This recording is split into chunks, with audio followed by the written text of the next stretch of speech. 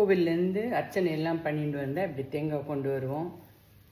கொஞ்சம் மஞ்சள் ஆகிடும், இல்லைன்னா 2-3 அர்ச்சனை பண்ணால் நிறைய தேங்காய் ஆகிடும்.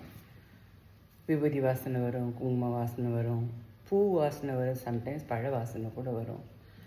நம்மளோட சவுத் இண்டியன் சமையலில் கூட்டுக்கு அதுக்கெல்லாம் அதை போடவே முடியாது. அதனால் இந்த மாதிரி தேங்காய் மூடிகளை வேஸ்ட் பண்ணாதைக்கு சுவாமி பிரசாதம் நம்ம சாப்பிட்டே ஆகணும். அதுக்கு ஒரு பூண்டு போட்டு நல்லதாக ஒரு பூண்டு காரப்பொடி பண்ணலாம். பண்ணினா சூப்பராக இருக்கும். நம்ம தேங்காயை வேஸ்ட்டும் பண்ண வேண்டாம். நம்மளுக்கு என்றைக்காவது குழம்புலாம் பண்ண முடியலன்னு இந்த பொடியை போட்டுட்டு சாப்பிட்டுடலாம். This is a very good podi for sandwiches also.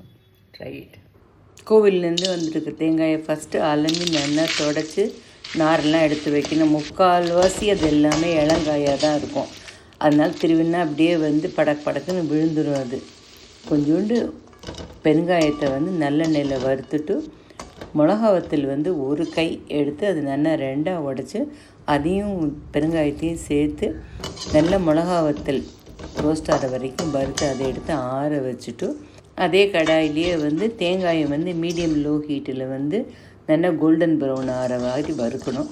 வறுத்து அதில் கூட ஒரு கை பூண்டு 10-15 இருந்தாலும் பரவாயில்ல, புளி இதெல்லாத்தையும் போட்டு புளியோட வெட்னஸ் போகிற வரைக்கும் அதையும் வறுத்து நான் கல்லுப்பும் படபடன்னு வெடிக்கிற வரைக்கும் அதையும் வறுத்து தனியாக எடுத்து வச்சுட்டு 2 டேபிள் ஸ்பூன் உளுத்தம்பருப்பு அதில் ஒரு 1/2 டீஸ்பூன் நல்லெண்ணெய் விட்டு அதுவும் கோல்டன் ப்ரௌன் ஆன உடனே மிளகாவத்தில் தனியாக பவுடர் பண்ணி எடுத்து உளுத்தம்பருப்பை கரகரன்னு அரைச்சின்னுட்டு ரவை மாதிரி கன்சிஸ்டன்சி போகிறோம்.